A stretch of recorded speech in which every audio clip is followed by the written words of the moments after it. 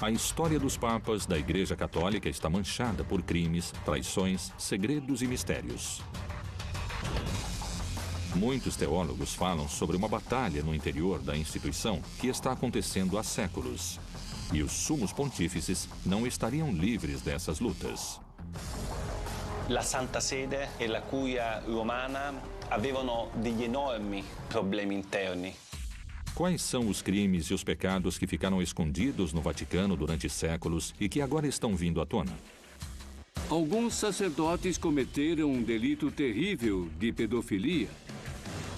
E isso acabou manchando a imagem da Igreja pelo fato de que se tentou esconder. Papa Benedetto XVI potesse finire in un attentato. Como se estabelece a estrutura de poder destes homens que governam a fé de milhões de pessoas ao redor do mundo?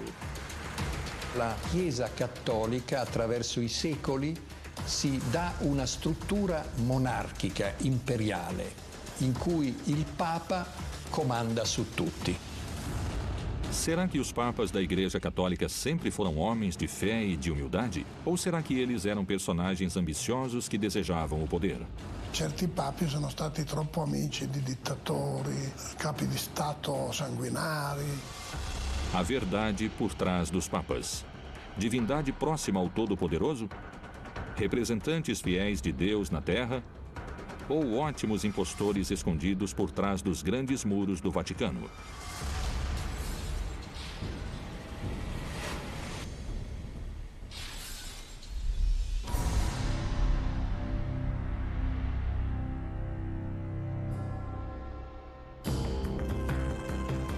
Atualmente, a Igreja Católica é uma das religiões com mais fiéis ao redor do mundo. Bilhões de pessoas professam sua fé, abraçando os ensinamentos do Novo Testamento e da interpretação que a instituição eclesiástica faz das Sagradas Escrituras.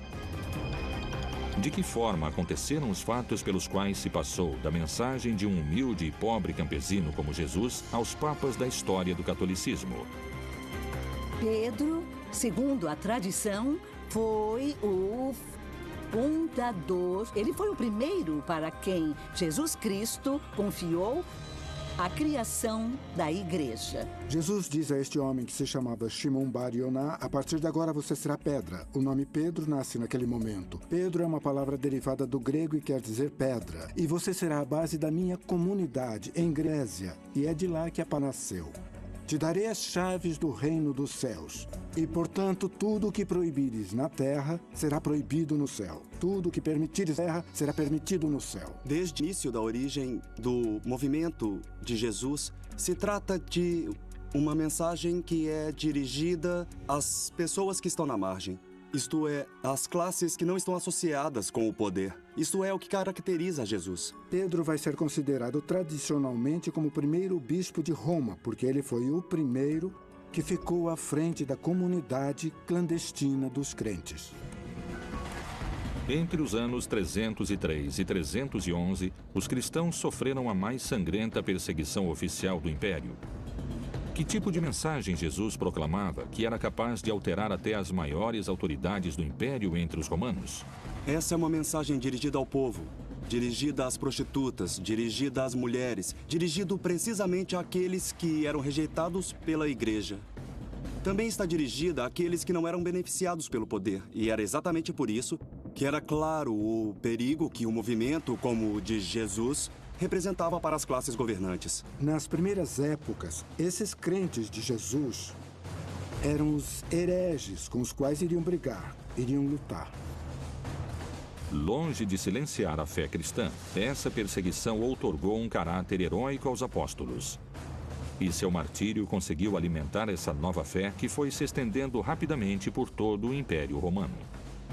No ano 313, o imperador romano chamado Constantino disse: a partir de hoje está permitido ser cristão. Por que Constantino permitiu que Pedro fosse considerado oficialmente o primeiro papa da Igreja Católica? De alguma forma, ele era um imperador encurralado. Encurralado pelas guerras internas, por todo aquele ciúme que estava por trás do império. E ele mesmo percebeu a besteira que foi perseguir os cristãos. Ele percebeu o que ele devia fazer com toda essa fé crescendo, com toda essa mensagem tão rara, tão estranha. Essa fé que ele e todo mundo deveria seguir e, mais que tudo, oficializá-la. Quais foram as reformas, pactos ou estratégia que Constantino utilizou para aceitar o catolicismo como religião oficial dentro do Império? O melhor era dizer que Constantino tinha se convertido, porque assim o trabalho seria mais fácil e ele poderia ter mais poder com os povos que tinham essa fé. Ele se aproximou dos grupos cristãos, ele conviveu com eles. E ele usou muito da ideologia deles, muito da teologia deles para fazer... Teoricamente, o cristianismo poderia não ter nascido, mas nasceu e ficou. Não podemos esquecer que hoje, aproximadamente 2 bilhões de pessoas. Repito, 2 bilhões de pessoas são de origem cristã, apesar de continuarem sendo crentes ou não. Como foi que um filho de um carpinteiro que pregava descalço acabou sendo representado por autoridades de grande poder econômico que estão rodeadas de luxos? Que menções a estas figuras podem ser encontradas dentro das páginas do livro sagrado? Não existem menções sobre o papado. As menções que o papado diz que existem são ambíguas. O fato de Jesus dar as chaves do reino dos céus, o fato de Jesus escolher ele por cima dos outros discípulos. Bom, isso é uma construção papal da origem do papado. Mas quando eu leio a Bíblia, eu não tenho motivos para pensar que precisa existir o Estado do Vaticano. Como se introduziu a figura do Papa e de que forma ele era eleito? Durante os primeiros 3 séculos do desenvolvimento do cristianismo, eram escolhidos, vamos dizer, essas pessoas que mereciam respeito para dirigir a todos. Eles se chamavam de papas. Mas isto era um apelido carinhoso, sabe? Esse nome não implicava o sentido de autoridade que adotou mais tarde. Quando se constrói o papado? Esse é um fenômeno antigo e medieval. Não tem nada a ver com Jesus. Não tem nada a ver com o cristianismo inicial. É um fenômeno posterior. Il grande passaggio interviene nel IV secolo d.C., quando il cristianesimo, che era una religione perseguitata, diventa religione di Stato. Nel momento in cui diventa come uno Stato, assume moltissime caratteristiche dell'impero romano. O cristianismo nasce do Império Romano. O Império Romano era uma sociedade hierárquica. Ela não nasceu do nada. As pessoas que faziam parte desse cristianismo, que o criaram, eram aqueles que viviam numa sociedade hierárquica. Então, é mentira o que se diz dela ter sido pura, até que o Estado romano a absorveu e a perverteu. E nel Medioevo abbiamo dei papi come Gregorio VII, sotto cui c'è un documento che si chiama Dictatus Papae, in cui si afferma che il Papa è superiore a tutti i monarchi della terra. Ecco perché c'è il triregno, questa specie di corona che ha 3 corone per dimostrare che il Papa è superiore ai re ed è superiore agli imperatori. Altri papi come Innocenzo III proclamano la superiorità del Papa su tutti i regni del mondo. O imperador em Roma era conhecido como Il Pontífice Máximo, a máxima ponte com a divindade. Os romanos acreditavam que o imperador era um homem-deus, que se comunicava como uma ponte, um pontífice, com os grandes deuses. Mas exatamente quando foi que o Papa começou a ser chamado como um imperador romano? Precisamente no século IV. Se a religião católica conseguiu se institucionalizar dentro do Império Romano, quais foram as simbologias que adotou para se misturar ao poder imperial? Lentamente i papi indossano anche i vestiti degli imperatori, il mantello rosso, le scarpe di porpora. La stola indicava il potere delle chiavi, cioè il potere del Papa di essere anche capo di Stato. Os símbolos tradicionais dos líderes da Igreja Católica se encontram com o papado de Francisco.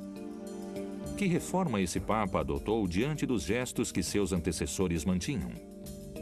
Lui, con un gesto solo, si è spogliato di tutto, cioè si è spogliato di 16 secoli di tradizione.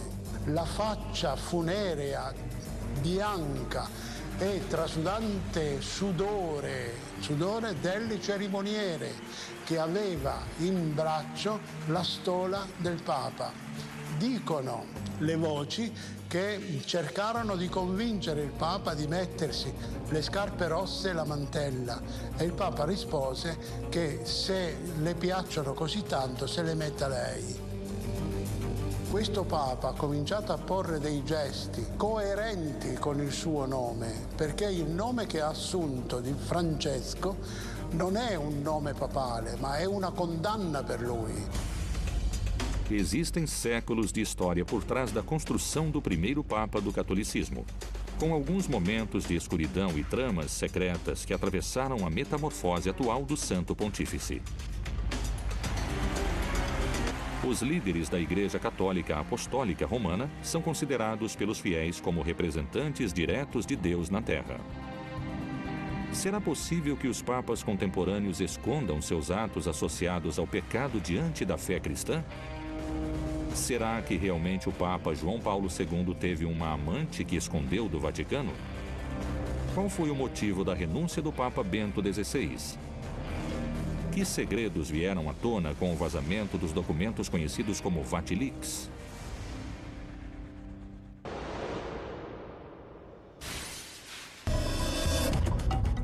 O Papa representa na religião católica a máxima autoridade religiosa. Abaixo dele se estende uma corrente hierárquica de cardeais, bispos e sacerdotes que chega a todos os cantos do planeta. Como surgiu a hierarquia que administra essa religião de multidões? No passado, existiram muitos conflitos sobre o assunto de qual bispo tinha mais autoridade sobre qual bispo. E quem determinou isto? A política e a guerra. Temos que pensar que o Vaticano tem uma história muito obscura. O nascimento do Estado do Vaticano e a eleição de distintos papas foram documentados através da história. É assim que surgem versões sangrentas, carregadas de mistério, traição e lutas pelo poder. Será que se atentou contra a vida de um papa dentro da própria religião? Será que se cometeram crimes e tentativas de assassinato contra a figura mais importante e venerada da religião católica? O papado é a estrutura existente mais velha que há. Parece uma sequência de indivíduos, com defeitos e qualidades.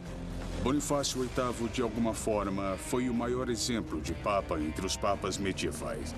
Ele foi acusado de vender e de comprar cargos, até o ponto de ele acabar sofrendo um atentado.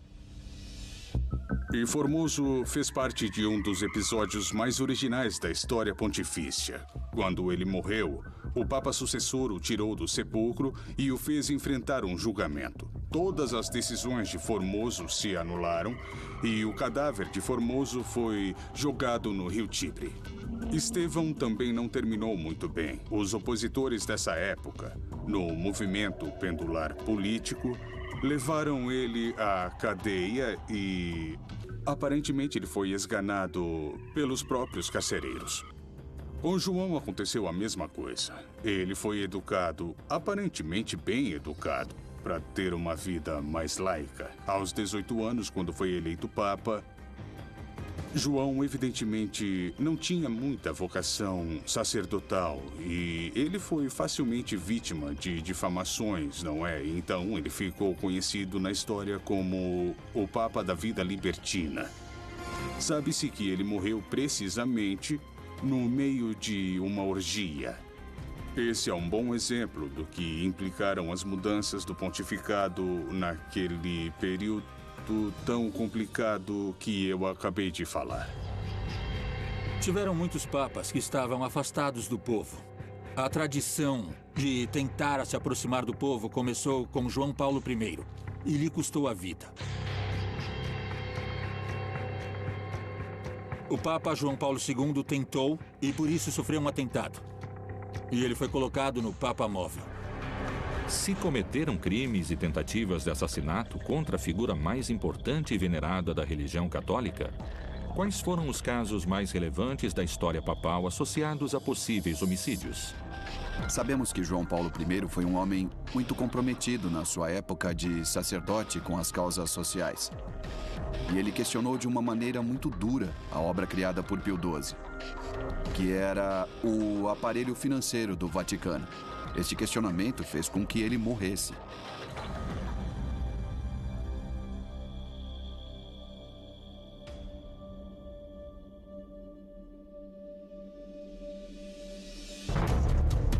Foi um assassinato. Isso ficou muito claro nos livros e no famoso filme de Coppola, O Poderoso Chefão 3. Quando ele veio aqui na Argentina, perguntaram a ele se atrevia a acusar as figuras do Vaticano de terem assassinado o Papa. E ele disse: escuta, até agora eu não fui processado por esse assunto e o Vaticano tem ótimos advogados. Será que estes acontecimentos do passado podem se repetir na nossa época? Por que tem setores que temem pela vida do Papa Francisco? Quais são os motivos pelos que, cada vez mais, os teólogos e os especialistas opinam sobre um possível atentado contra o Sumo Pontífice? O Papa Francisco não mora mais no Vaticano. Ele mora num convento em Santa Marta, que fica em Roma. Ele disse que é por humildade, mas eu também acho que é por segurança. Porque ele está mexendo com interesses muito poderosos. Então é possível que eles tentem machucá-lo de alguma maneira ou fazer com que ele mude suas políticas. Os setores que estiveram numa crise profunda estão enfrentando Francisco. Inclusive, esses setores falam: Francisco, você é um papa herético. Essas são as proporções. Na verdade, ele está escolhendo muitos cardeais que vão votar quando ele morrer para que o próximo papa continue com essa linha liberal. Então agora existe uma luta de poder. Há muitas resistências, muitas sabotagens. Sabotagens que vieram à tona. Existem setores da intelectualidade conservadora e meios de comunicação que o questionam. Mas Francisco não amoleceu. Ele se sente sozinho. Existem movimentações muito fortes na igreja contra Francisco e há poder dentro da igreja. Se tem uma pessoa que resolveu terminar com toda essa máfia, ele sabe que isso pode ter um preço alto e perder a vida. Assassinatos, tentativas, crimes, traições e muitas teorias conspiradoras parecem estar alojadas dentro da Cúria Papal ao longo da sua grande história. Mas não só morte e crimes estão escritos nessas páginas. Que mistérios escondeu a figura do Papa João Paulo II? Ele teve um romance com uma mulher enquanto exercia o papado?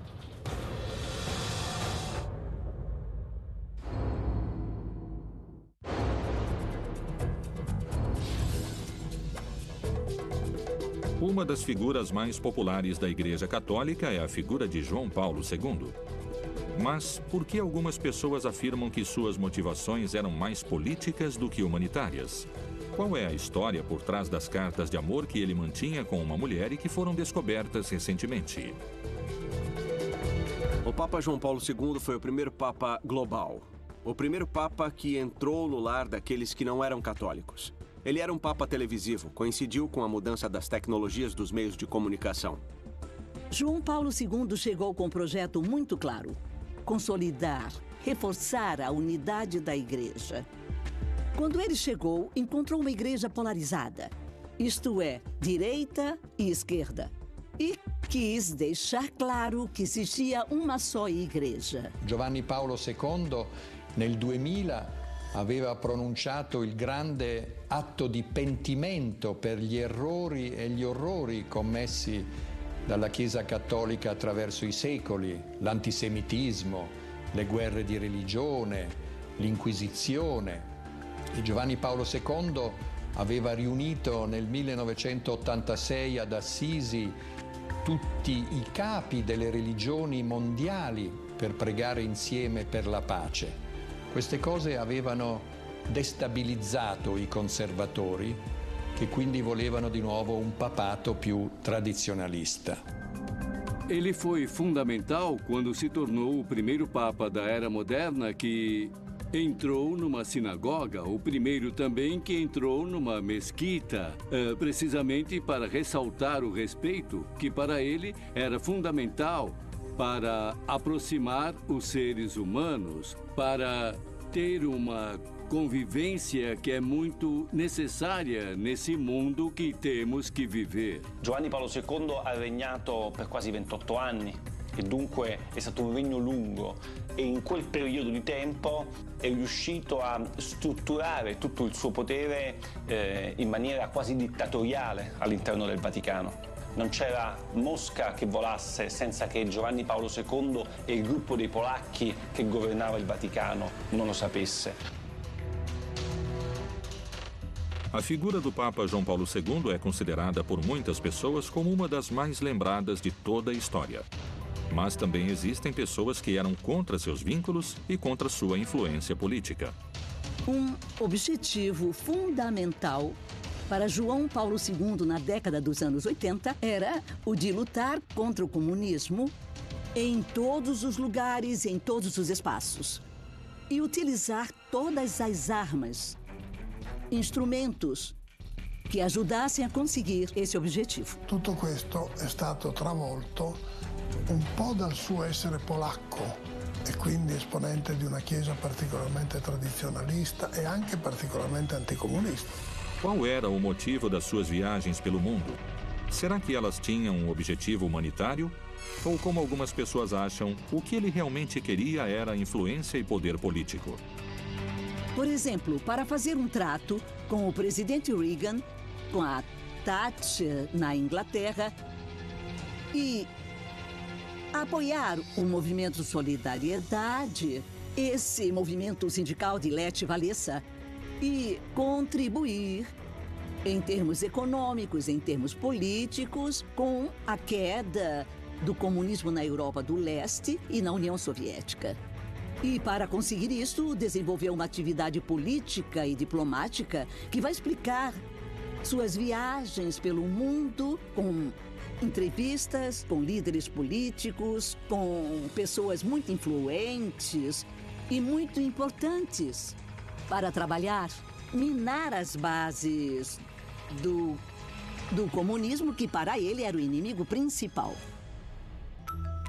Não só seus vínculos políticos fariam sombra e começaria um debate sobre a imagem de João Paulo II. Sua imagem também ficaria embaçada por aqueles que afirmam a hipótese de que ele teria tido uma amante durante alguns anos. Recentemente, foram encontradas 350 cartas escritas entre João Paulo II e uma filósofa polaco-americana que se chamava Anna Teresa Timieniecka. As cartas entre Ana Teresa e João Paulo II fazem parte de uma tradição eclesiástica muito antiga. São Paulo foi acompanhado por Santa Cleta. Não conhecemos estes textos porque eles foram excomungados pela Igreja no ano 325. São João da Cruz e Santa Teresa de Ávila eram outro casal dentro da tradição eclesiástica que mantinham uma comunicação epistolar muito rica.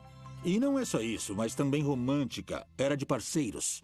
Eu acredito que essas cartas são reais, são verdadeiras, porque elas foram levadas em conta durante o processo. Essa correspondência demonstra, de um lado, o grande respeito do Papa João Paulo II diante da figura da mulher. Isto é, ter uma amiga com quem ele se correspondia não significa querer fazer sexo. Para uma sociedade que continua associando sexo com o pecado, a relação erótica com o mal, quase sempre espera que essas figuras religiosas fiquem totalmente afastadas das paixões humanas. E eu acho que o que aconteceu entre Ana Teresa e o Papa João Paulo II era amor. E o amor não necessariamente tem sexo, só tem amor. Eu lembro que eles falavam sobre assuntos teológicos, falavam sobre assuntos filosóficos. E numa das últimas cartas que João Paulo II escreveu, ele lhe deu um escapulário da Nossa Senhora do Carmo. Eu não sei se essa mulher era crente ou não, De qualquer jeito, se demonstrou uma relação de um nível muito elevado. Numa das cartas enviadas no ano de 1976, João Paulo II escreveu: Minha querida Teresa, recebi as 3 cartas. Você escreve sobre sentir-se despedaçada, mas não consigo encontrar nenhuma resposta para essas palavras. E numa carta do dia 10 de setembro de 1976, ele lhe enviou um escapulário e escreveu: É a dimensão em que a aceito e a sinto em todos os lugares e situações, quando você está perto e quando está longe. Me lo augurerei per loro di nuovo, cioè, siccome non ci vedrei niente di male o di deprecabile, se è successo tanto meglio, ma di più. Que João Paulo II tivesse uma amante, eu considero uma coisa de fábulas, uma coisa absolutamente impossível. Com muitas opiniões divididas, a verdade sobre o relacionamento deles continuará sendo um mistério. Mais importante do que a polêmica, o Papa João Paulo II se tornou um personagem que atravessou fronteiras e que construiu pontes interreligiosas. É por isso que ele foi canonizado alguns anos antes da sua morte. Quem viria depois dele? Una volta morto l'imperatore e una volta eletto un papa più fragile e meno carismatico di Giovanni Paolo II, cioè Benedetto XVI, tutte le lotte e gli asti per la gestione del potere, per il controllo delle ricchezze economiche, per il controllo degli appalti, oltre a scontri dottrinari, sono esplosi. O que se conhece realmente sobre o papado de Bento XVI? Quais foram as motivações da sua renúncia? Que escândalos se encontraram no vazamento dos famosos documentos secretos conhecidos como Vatilix?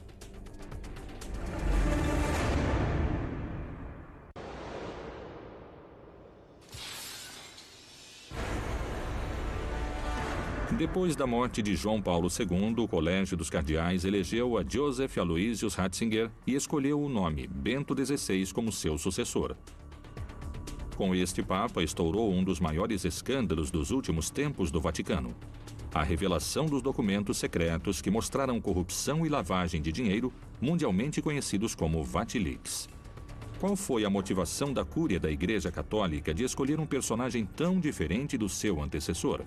Quais foram as principais diferenças entre esses 2 papas?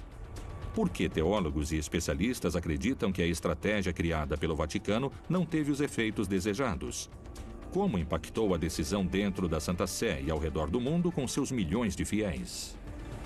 Eu acho que são opostos e, diferentemente de João Paulo II, que era uma pessoa muito carismática que se dava muito bem com toda a mídia. O perfil de Ratzinger era frio, intelectual, um continuador no que se refere a todo o pensamento conservador di João Paulo II. Però è stato eletto da un gruppo molto conservatore nel conclave del 2005, soprattutto ad opera dell'Opus Dei, perché vi fosse di nuovo un papato della tradizione.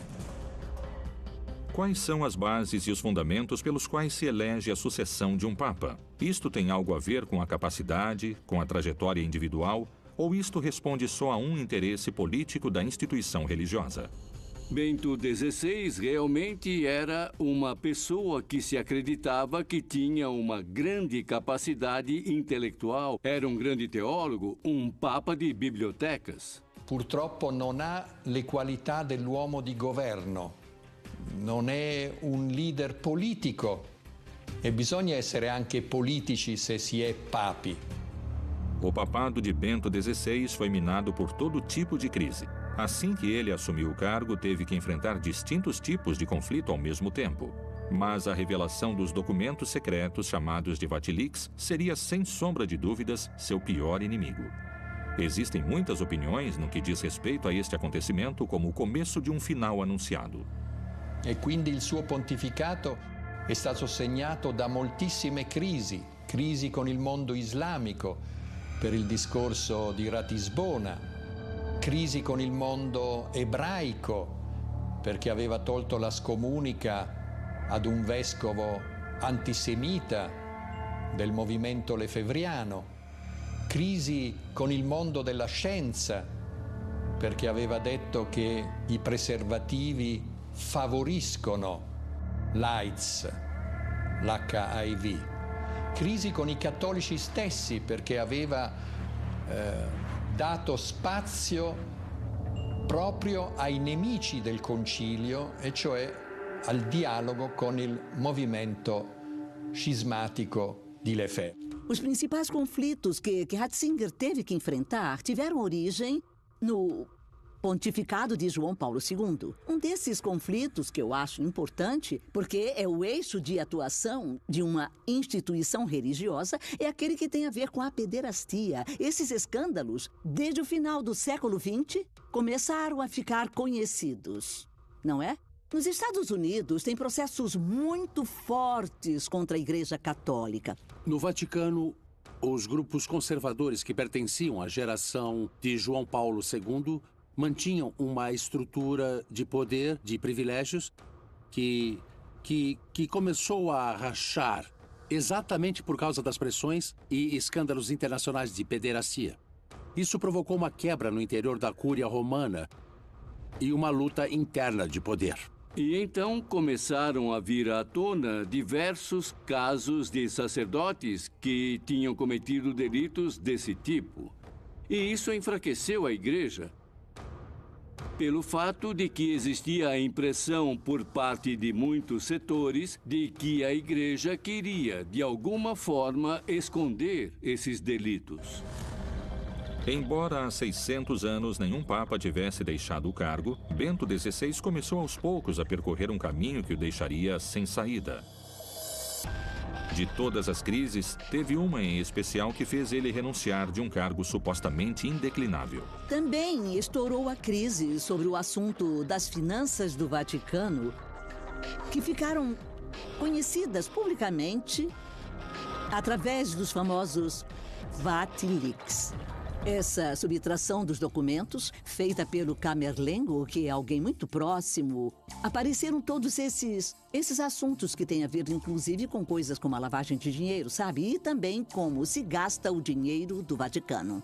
O que revelam os documentos que conseguiram o tirar do Vaticano? La scoperta di documenti che mostravano una guerra interna alla Chiesa fra gruppi di cardinali, fra diversi gruppi di interessi. I documenti più importanti sono 3 o 4, più rilevanti dal punto di vista giornalistico dell'opinione pubblica. Alcune lettere sono le lettere che Viganò, che al tempo era il segretario del governatorato del Vaticano, un monsignore molto importante, spediva all'allora segretario di Stato Tarcisio Bertone per spiegare che c'erano stati, a suo parere, dei gravi atti di corruzione all'interno del Vaticano. O dinheiro do Vaticano, ele está, inclusive, investido em empresas que, por exemplo, fabricam anticoncepcionais. Esse é o exemplo, sabe? Empresas que são usadas para a lavagem de dinheiro. São instituições onde há pouca transparência e onde não se cumprem as regras que outras instituições devem cumprir. Outras instituições financeiras internacionais. Veio à tona uma grande quantidade de propriedades urbanas que o Vaticano tem em Roma, e essas propriedades em Roma são utilizadas de acordo com vontades particulares. Houve uma luta de poder? Alguém traiu Bento XVI para motivá-lo a sair do cargo? Ou isso foi uma decisão pessoal? De que forma o Papa reagiu diante desse escândalo que aconteceu dentro da Santa Sé? Esse foi um grande desafio que Bento XVI teve que enfrentar e muitas vezes sua reação não foi enérgica o suficiente para satisfazer as necessidades que muitas pessoas tinham de ressaltar esse fenômeno, de fazê-lo vir à tona, de não escondê-lo e de lutar de forma eficaz, castigando todos os responsáveis.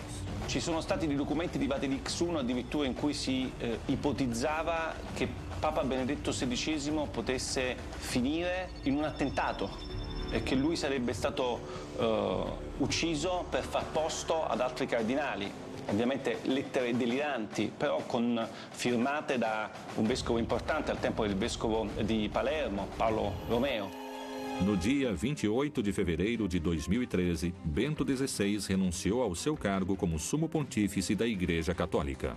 João Paulo II, que veio antes dele, tinha um problema muito grave de saúde, mas ele disse: não posso renunciar. E sua frase, a frase de João Paulo II era: Jesus não desceu da cruz, mesmo que ele estivesse passando por um problema muito grave.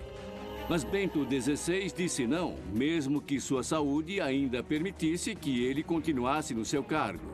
Mas tem pessoas que acham que talvez o grande problema é que ele acreditava que não tinha forças suficientes para bater o martelo e decidir as mudanças que deveriam ser feitas. Ratzinger non si è dimesso per le rivelazioni di Vatilix, Ratzinger si è dimesso perché il suo pontificato era entrato in un vicolo cieco e lui non aveva più la forza per governare. A renúncia de Bento XVI foi um choque para a Igreja Católica. Foi um choque para a cultura que existia dentro do Vaticano e foi uma forma traumatizante de transmitir uma mensagem que tinha mudado a Igreja para sempre. Benedetto XVI è sicuramente un papa da ricordare, un ex papa che non era semplicemente il papa morto. E quindi secondo me è stata una decisione storicamente significativa che resta anche un problema per gli storici. Perché si è dimesso Benedetto XVI? Segundo alguns teólogos e eruditos no assunto, a eleição e a posterior coroação de cada sumo pontífice foi minuciosamente desenhada segundo as necessidades do contexto histórico da Igreja em cada período. Será que se errou ao eleger o Papa Bento XVI? Será que o Papa Francisco foi eleito para consertar isso?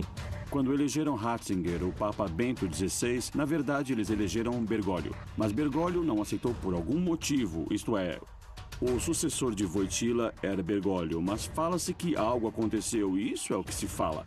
E isso, de alguma forma, nunca foi negado por Bergoglio ou por Francisco.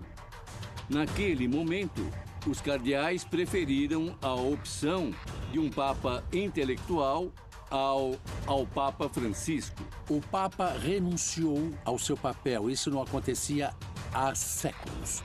Um Papa como Bento XVI, doente, um Papa superado pela situação, um Papa deprimido, dava para ver na cara dele, um Papa derrotado. Tudo isso fez com que se reconsiderasse a estrutura da Igreja. Nesse momento, se determinou que a Igreja precisava de reformas. Era necessário que houvessem mudanças reais na vida da Igreja. E por isso, o perfil de Mário Bergoglio, que é um perfil profundamente sul-americano, próximo ao europeu jesuíta, ascende ao papado. Os motivos da renúncia de Bento XVI continuarão sendo motivo de debate. Será que o único ex-papa vivo na face da Terra tem a resposta histórica dos motivos da sua renúncia? Será que todos os documentos do Vatilix foram revelados? Ou será que há mais mistérios e traições, segredos e pecados que nunca conheceremos? Que coisas iriam mudar no Vaticano a partir da eleição do Papa Francisco?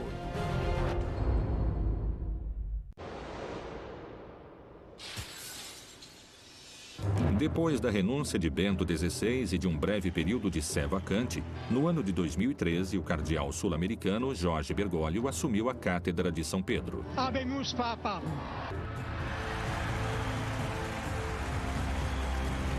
Nascido na Argentina, mas com ascendência italiana e com formação jesuíta, Bergoglio escolheu o nome Francisco e se tornou o primeiro papa latino-americano da história. Que classe de papado nasceu com ele? Papa Francesco è stato eletto esclusivamente con questo obiettivo: riformare la curia romana, che era ormai arrivata ad un degrado di immoralità inconcepibile. La curia romana è un pachiderma così pesante e così radicato nel pensiero, nel costume che non basterà un Papa Francesco, ce ne vorranno almeno 10 Papi Francesco per poterla sminare e destrutturare dalle fondamenta. Eu acho que o Papa Francisco chegou na hora certa. E aqueles que entendem do nosso catolicismo entendem que por trás de tudo isso tem um estado político, social, que não vai deixar ele trabalhar como gostaria. Será que ele poderá renovar a fé dos católicos e atrair novos fiéis à igreja? Eu acho que o Francisco está fazendo é nos desafiar a viver o Evangelho. A própria presença dele é bondade, é Evangelho. Ele abraça, beija, sorri.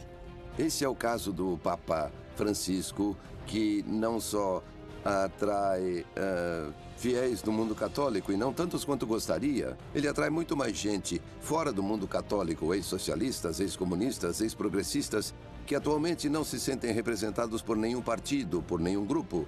E nesse Papa encontram uma liderança que nunca teria sido pensada há 40 ou 50 anos. Francisco é considerado por muitos como um Papa humilde que quer fazer uma igreja pobre para os pobres. Qual é seu posicionamento diante do dinheiro do Banco do Vaticano? Francesco ha cercato e sta ancora cercando di portare avanti un'opera di pulizia per cacciare via dalla banca tutte le persone che non ne hanno diritto, e penso che un'opera di pulizia in effetti sia stata fatta. Tem vários gestos no pontificado de Francisco que vão entrar para a história. São gestos completamente coerentes com sua forma de enxergar a igreja e, mais importante, sua forma de enxergar as pessoas. Um Papa que para o Papa Móvel para abraçar os doentes, um Papa que abraça os anciãos, um Papa que responde tranquilamente aos jornalistas no avião. Eu acho que o Papa está mudando a Igreja Católica com esses gestos. Uma imagem do Papa Francisco vale mais do que 1000 homilias. O Papa se aproxima aos assuntos da atualidade com um olhar conciliador. Será que esta é uma oportunidade de mudança para a Igreja? Voglio vedere come andrà a finire la rivoluzione di Francesco, perché, come dire, c'è nel pontificato di Francesco certamente un elemento di riduzione del peso della Chiesa, di riduzione del potere, della presenza temporale, che secondo me è importantissima per salvare la fede dei pochi credenti ancora esistenti. Quello che Francesco sta facendo e che io guardo con simpatia, ma anche con timore e tremore, come direbbe Kierkegaard. O Papa Francisco é o novo cantor de uma música que já tinha sido cantada por outros papas. A música é a mesma, mas o cantor faz com que pareça uma música muito mais... Bom, é o ritmo latino, é um Papa com coração latino, que deixa essa música muito mais contagiante. Com mais de 2000 anos de história, um sem fim de mistérios e segredos, atualmente ainda se escondem entre os fortes cimentos do Vaticano as verdadeiras causas dos papas assassinados, da renúncia de Bento XVI, do relacionamento de João Paulo II com uma mulher polaca e do vazamento dos documentos Vatilix I e II. Esses são só alguns acontecimentos. A história dos papas da Igreja Católica edita todo dia um novo capítulo, com uma sucessão de líderes que atualmente tem o Papa Francisco escrevendo suas páginas.